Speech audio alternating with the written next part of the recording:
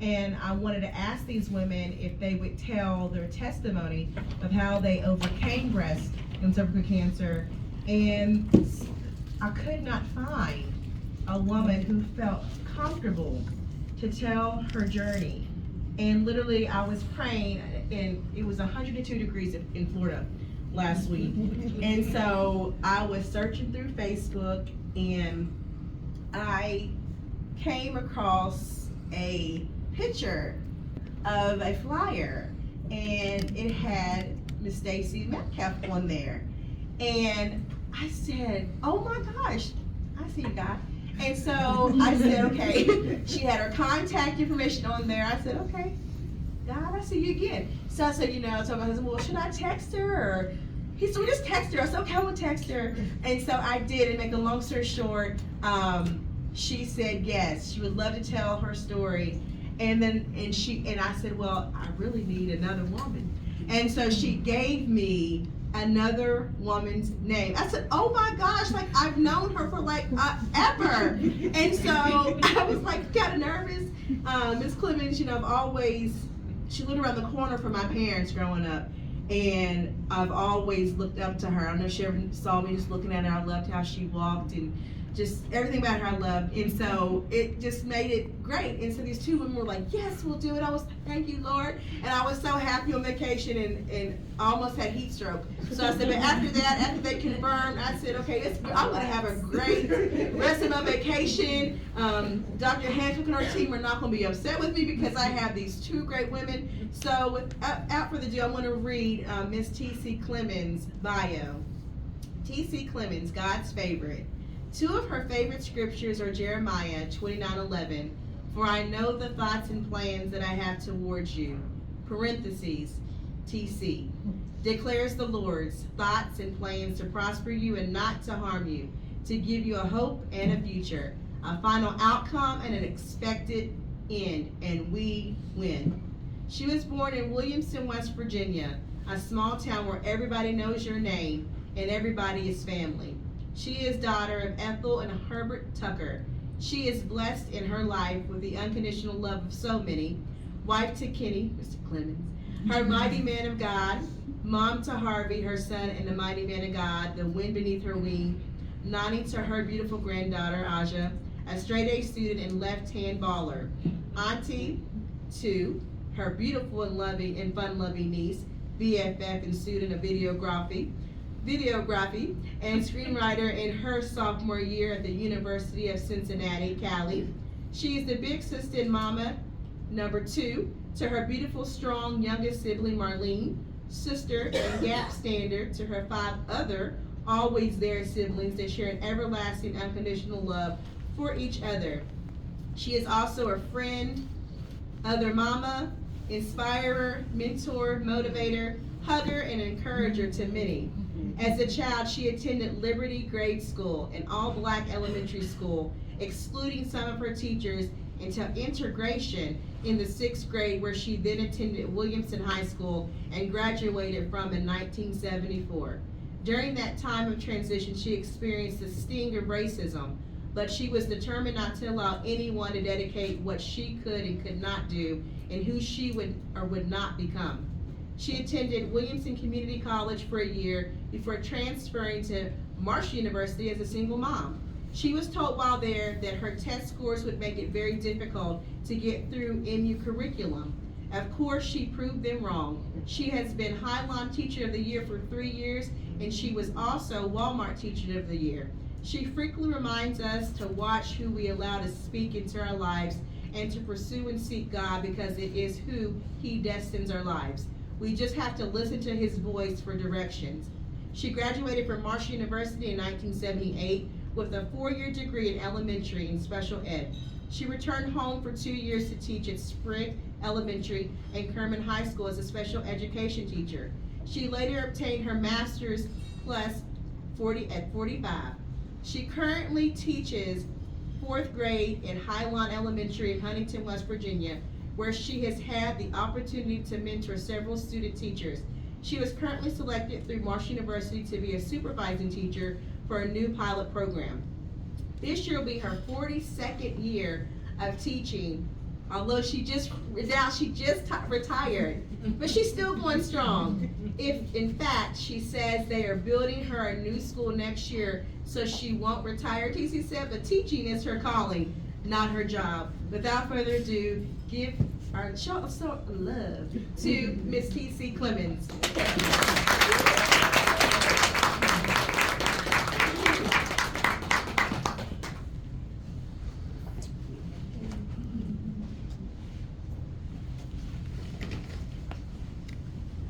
I just had total knee replacement 2 months ago, but I didn't want to miss this opportunity to share my story. And I've been teaching, actually I retired in 2022 with 46 years of teaching. And you only do that when it's really your calling and not your job. And my younger teachers were saying, oh, we won't last that long. You're exactly right, because it's just your job, all right? But also I had the honor of being Cabell County Teacher of the Year and finalist for the State Teacher of the Year in 2020. And it's only because of the grace and the mercy and love of Jesus Christ. So I am excited to share my story. I have shared my story. When I first shared my story, I cried a whole lot. Now I laugh a lot when I share my story. So when you find yourself on the cancer journey, what if it really isn't all about you? What if it's bigger than you are? Those were just a few of the questions I asked God 20 years ago, this month, the first week of June. I was diagnosed with stage 2 breast cancer. A tumor the size of a golf ball magically appeared in my right breast while I was showering that morning for school. And can you believe this was going to be the last week of school for my 4th graders before summer?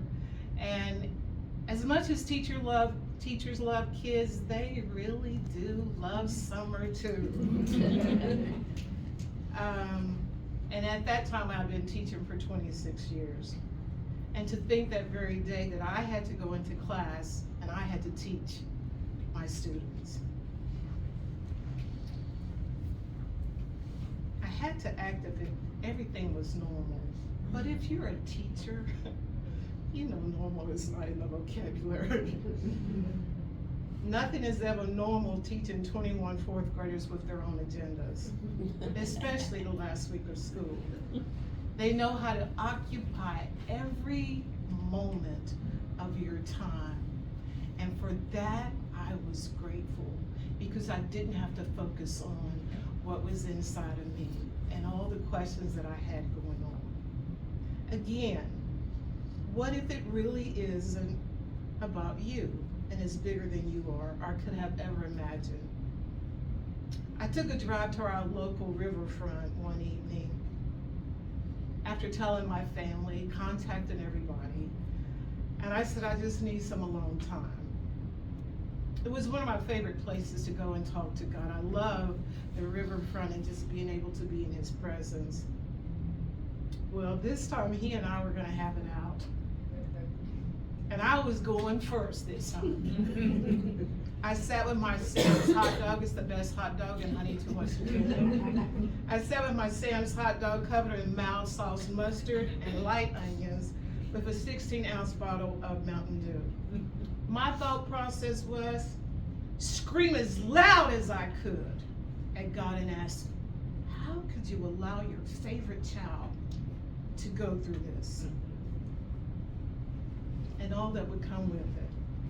But that was after I finished my hot dog, of course. But He took the lead. And He went first. Because He already knew my thoughts, my feelings, and my concerns. I listened as He spoke. TC, you know how you are when others are going through difficult times. You encourage them. Now, TC, what I need you to do, look in that same mirror and encourage yourself. And I'm like, encourage myself in you. And He said, because right now, this is not even about you. I had to stop and I had to think. I was like, what are you talking about? I had to interrupt him right then, and you can do that when you're friends with God. You can interrupt him when you're friends with him. I'm like, whoa, hold up, hold up, hold up. Something is wrong with this picture. There's a tumor in my body, not yours. I'm the one who has to take chemo and deal with every side effect that it may bring. I'm the one who's going to spend my summer doing chemo instead of having fun and vacationing, and I deserve it. I'm a teacher, I deserve it. I'm the one losing all my blonde locks that are still trying to lock after 2 years. I'm the one who's not gonna be able to return to school to teach the class of students that I personally hand selected. Not because they're the ones every teacher wants and dream of having in their class, but they're the ones, God, that you said needed me. I'm the one who's gonna have to comfort everyone who's connected to me in this journey. And just so you know, that's a whole lot of people. You are a miracle working God, and I am your favorite. So just make this thing go away. You are God. There's nothing too hard for you. I want a miracle. And that's exactly what I told him. I want a miracle. I am your favorite. You do miracles. Now do this miracle in me. TC, it's not about you.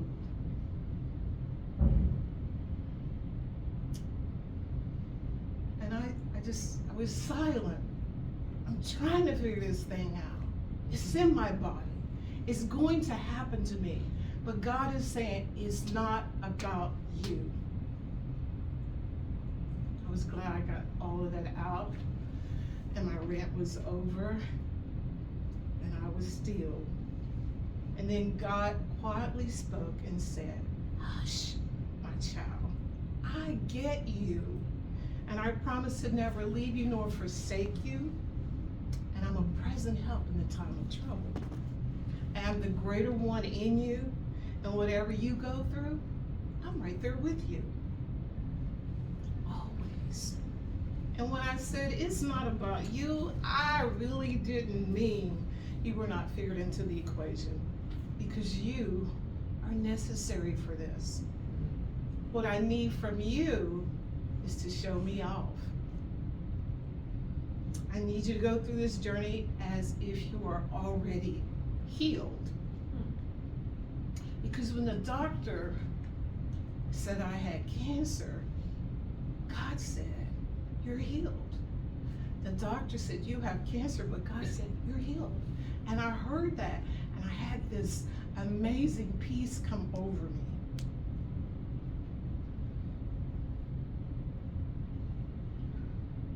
I need you to go through this journey as if you're already healed, and to be a witness of your faith, my love, my hope, my comfort, my peace, and my healing power. And I was a hot mess after that. I just cried. I was a hot mess because he wanted to use me in this journey that I was going through. And he wanted me to know, you're not going by yourself. I'm right there with you. And I just cried. Now the real journey could begin. It seems as if my whole life was now occupied with weekly visits to the hospital to see my doctor, do chemo, and Cowell became my hospital. It became mine. I had to take shots, sleep, cry, and pray for the end of the day. I was extremely drained and exhausted with the new life that in no way resembled the me I knew. Sharing with family, friends, students, staff, revealed a part of my heart that would require God to refill it on a daily basis. Everyone you love and who loves you are now on this journey with you. So you need a refilling every day. My husband sat in the office with me as the doctor delivered the big C news. I immediately turned, and he's a really big guy. I immediately turned to look to make sure he was all right, like he wasn't out on the floor or anything, you know. And so I was like, "Ooh, he's good. He's still sitting. He's still breathing, you know." And the doctor kind of like, I can set up another appointment and we can talk more about it. I said, "Whoa, wait, did I pass out? And I don't know it, you know? What?" I said, "Talk to me now. Okay, I need you to talk to me now."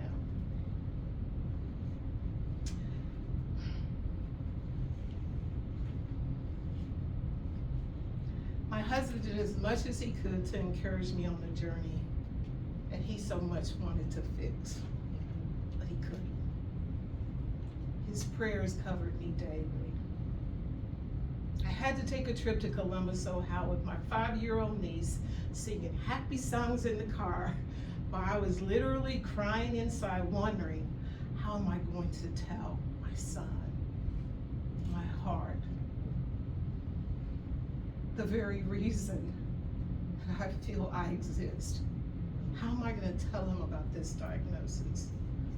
When I answered the door, he looked at me like, "Mom, hi." He's like, "Mom," he was like surprised, like, "Why is my mom here?" And there's my niece, and she's like, "Hi," and she's all happy. Briefly after being in his presence, I just came out and told him that I had cancer and I was gonna be all right. He said nothing as tears streamed down his face. I reassured him that his mama was going to be all right. The journey was extremely difficult for him because he has a family and he lives in Columbus and he couldn't be there every day with his mom. But I told him, I said, "Son, God has blessed me with so many people. You don't have to worry about it. Someone's gonna be here with me and your dad." We made this promise together that we wouldn't cry without each other. We both lied. We had moments without each other where we cried. And it was necessary for each of us to have those moments. I remember him sitting in the swing and we're talking about what's gonna be happening and we're swinging. And I'm just like, everything's gonna be okay, upbeat mom's got this, and he's not talking anymore. And I look and he's crying. He's a hot mess. And he's like, "Mom, I don't want your life to change like this. I don't want you to have to go through this, Mom. No, Mom, you're the one everybody comes to. You're the one, Mom. I have 8 siblings. Mom, you're the one everybody comes to. And now, Mom, what now?" And he's crying. And his wife comes out and she sees it and she turns right back around and goes in the house. And so here comes my youngest sister and she like, "Whoop," Mom right back in. And out walks my 5-year-old niece. And she comes and she sits on the swing with us. And she's looking at my son. And she's like, "What is the matter with you? Your mommy's gonna be okay." And he's just looking at her like, but that's the heart of a child. She's gonna be okay. And she said, "Now let's swing." And so we swung. I will never forget the moment I did chemo and he was able to come in. And chemo is exhausting. And I went and laid down, and the next thing I know, my son had climbed up in the bed and laid his head on my breast to sleep with me. Even though he was a grown man, it was still my baby. And that moment was so special. And all I could do was just wrap my arms around him and let him know it was going to be okay. The following day, my son, my niece, and I traveled to Cincinnati to deliver the news to my baby sister. And I'm like her second mom. I told my mom, you are way too old to have her. I'm the second mom. As I shared with my sister, she proceeded to gradually turn up the volume on the remote to the point that she could no longer hear me. And then she just immediately left the room. I proceeded to call my older sister and ask my baby sister to pick up the phone. I told my sister about my diagnosis and that I was going to get a tummy tuck and a new boob at the same time. And we laughed out loud, but not my baby sister. She slammed the phone down. It took a while for her not to be mad at God and to do her part in helping me on this journey. And she says, they call me Cece. She's like, Cece, what did you ever do to deserve this? And I said, it's not about me deserving this. It's about God has chosen me to go through this. So it's really gonna be okay. So if you need to be mad at God, it's okay, but I can't right now. But the journey hurts those that love us as much as it hurts us. When I told my 5-year-old niece and BFF, Callie, she told me she knew something was wrong because I left her with a babysitter, and that never happens. Her summers were always spent with me, and this summer wasn't going to be any different because I was going through chemo. She went with me to get my Metaport put in. And I love my Dr. McKinney. She was my angel sent. She was my second doctor. I went to another doctor, and she was the doctor God needed me to be with. And so Dr. McKinney says, hey, Callie, do you have any questions? Of course, at 5 years, you have questions. She's like, yes. Is my CC gonna die?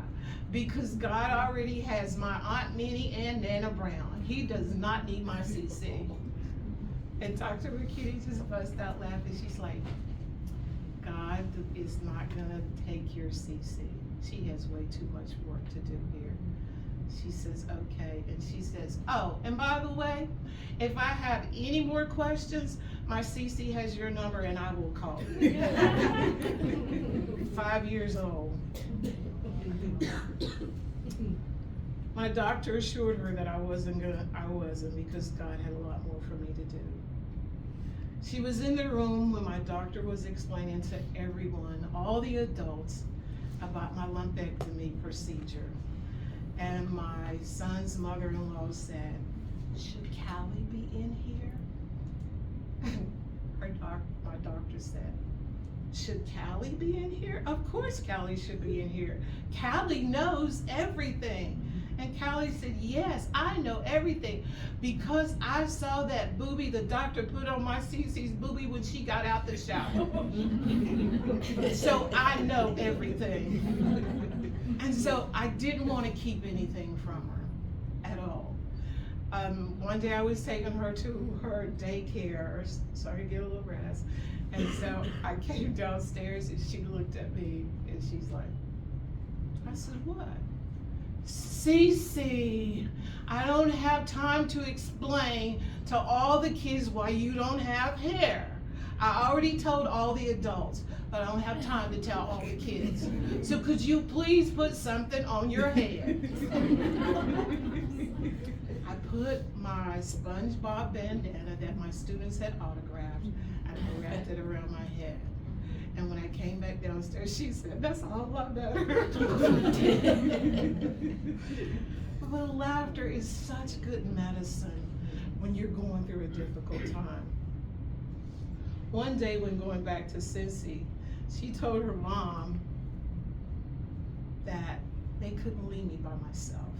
And I was home by myself. I wanted my husband to have a normalcy. So I told him, you need to go to work. Yes, you have to go to work. I'm gonna rest. My niece had a cold, so she couldn't be around me at that time. And so she's crying as they're going down the steps. And I hear, and I was like, Callie is okay. And she's just crying. And I was like, Callie, it's okay. And she's like, Mommy, we can't just leave her.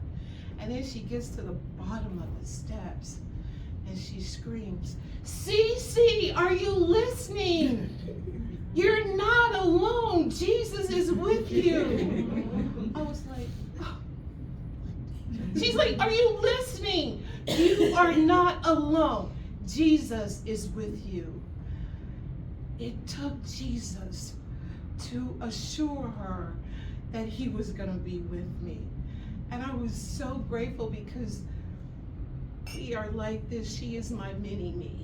And I was so glad that God revealed that to her so that she could have the peace that she needed. She often kissed my bald head and said it would make my hair grow back faster. When she would see me cry, she would say, you're just having a moment. It's okay. The sweet innocence of a child. When I told my older brother, he said, he had to come from Logan, which is about an hour and a half from Huntington. He said, well, when you called me and said you needed me to come, he said, and I told him I had breast cancer, he said, I thought you had come into some money, you were about to write me a big check.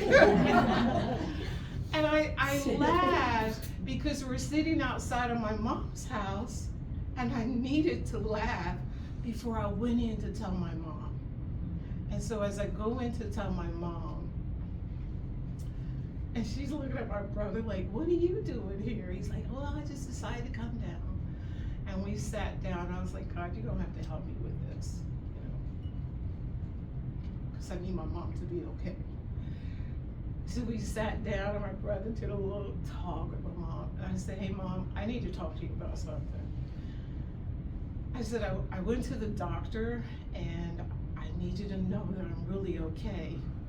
I said, but I have breast cancer. And my mom let out this scream.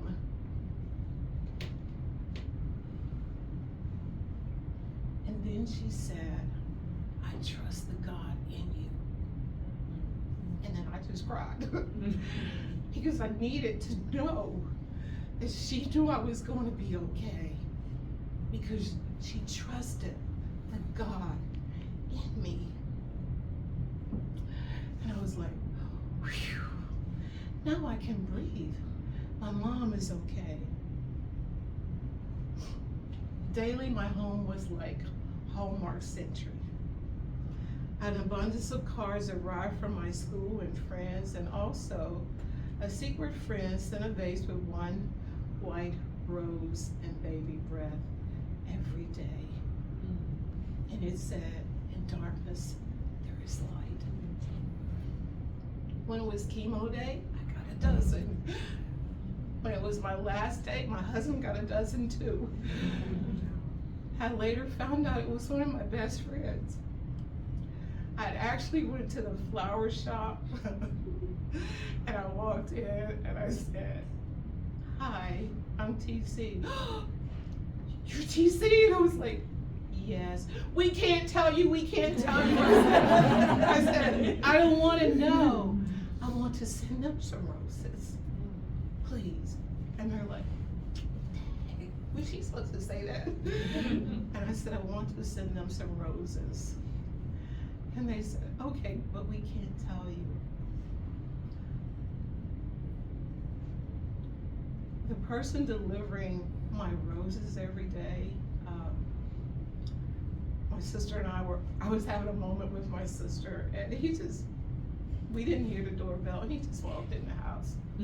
He just walked in. He said, I just thought I needed to deliver this one in the house. Well, he ended up painting a picture of me with my bald head, and he presented that to me, and he was just like, he said, I just felt I needed to do that. And then he would actually come and sit in my swing with me and swing with me, and we became very close. When you think it's all about you, could it be different? What if it really isn't all about you? And what if it is bigger? What if your cancer journey was truly to be a light in darkness to others? This journey was so much bigger than I could ever have imagined, and God graciously created ways for me to share my faith and my story, His love, His hope, comfort, peace, and healing power through giving my husband and son the peace to totally trust Him.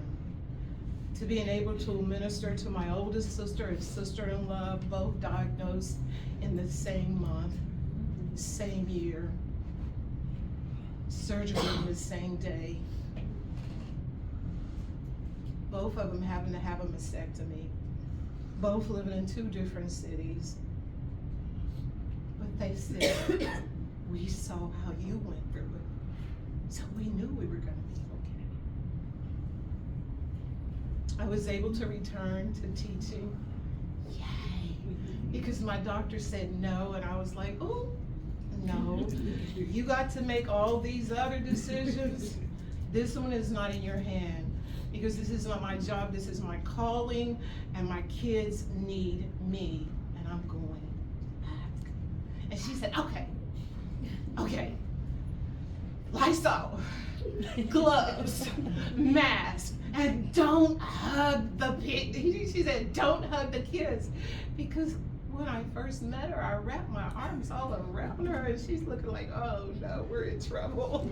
And she's a little Philippine lady, and I just wrapped her all up in my arms, and she looked like, you don't even know me, and you're hugging me. I said, but we're gonna have this relationship, so you need to know already that I got you. I was able to openly share my emotions with my students and having them ask if I needed what tissue? Or Miss TC, do you need the whole box this time? And when I started to cry from being overwhelmed with their love and their support, they were always there with me. I didn't keep anything from them. My principal said, first day of school, I will tell the kids. I said, no, you won't. I will tell the kids, those are my kids. I will address them. And as I'm addressing the kids, they were like, can we ask you where it is? They're 4th graders. I said, yes, it's in my right breast. And the boys are like, oh. Did she say that out loud? I said, it's in my right breast. And they're like, does it hurt? I said, no. And they said, do you have hair up under there? I said, do I have hair up under there? I said, do you want to see? And they're like,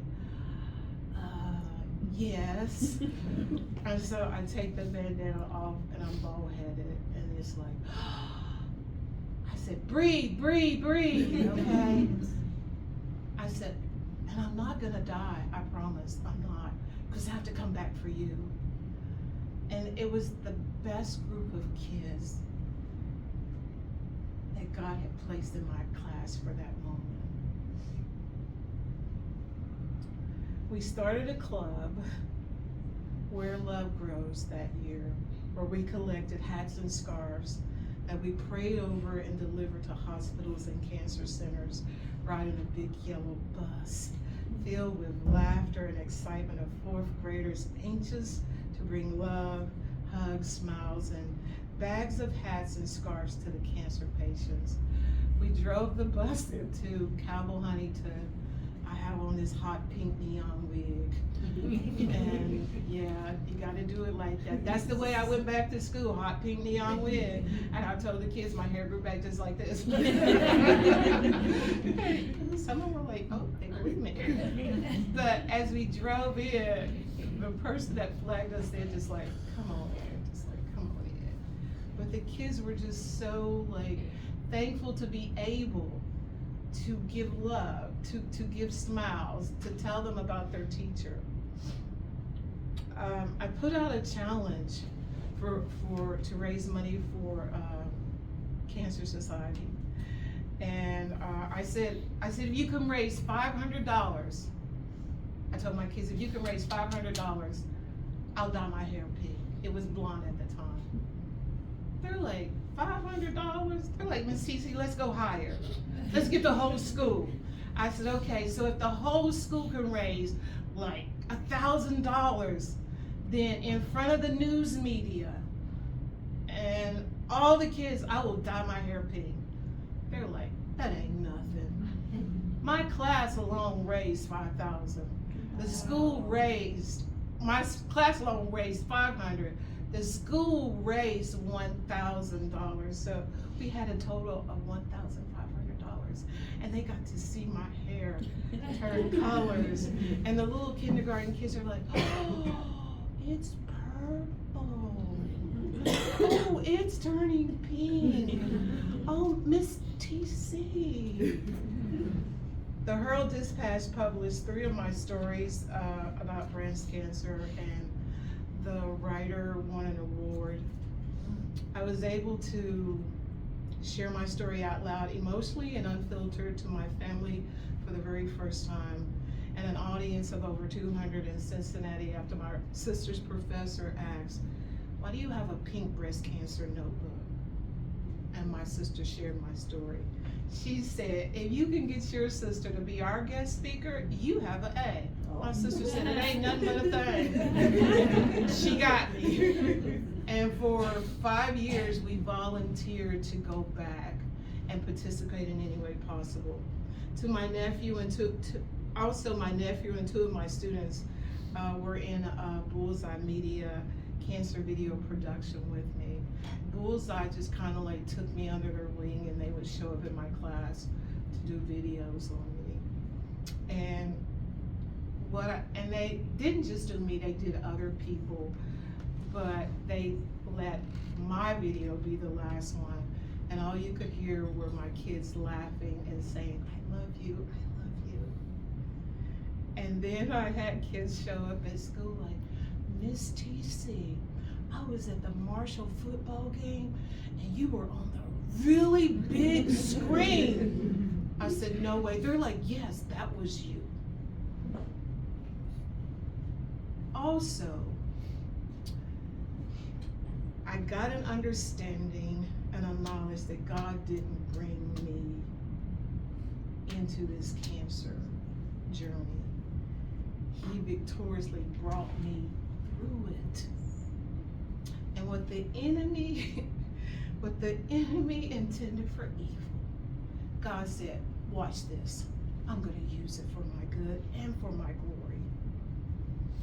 Without a doubt, he knew the thoughts and plans that he had for me, because I'm his favorite. And his plans were to prosper me and not to harm me, to give me a hope, a future, a final outcome, and an expected end. And because I showed him off, I made him look so good. I did, I made him look so good. And because I showed him off, he says, I'm gonna show you off, TC. And he did. He showed me off.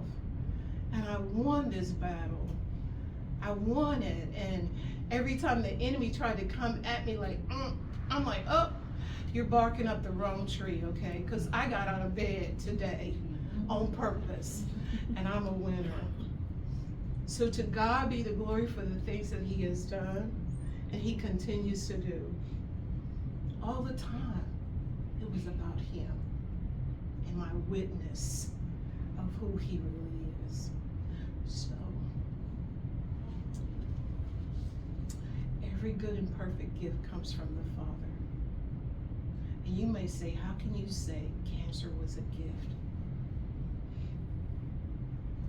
Because I learned how to use it the way he wanted me to use it. I didn't have a pity party, even though I wanted to. I gave him all the glory and the honor. And I said, God, if you brought me to it, I know you're going to bring me through it. Thank you guys for allowing me this time to share my story.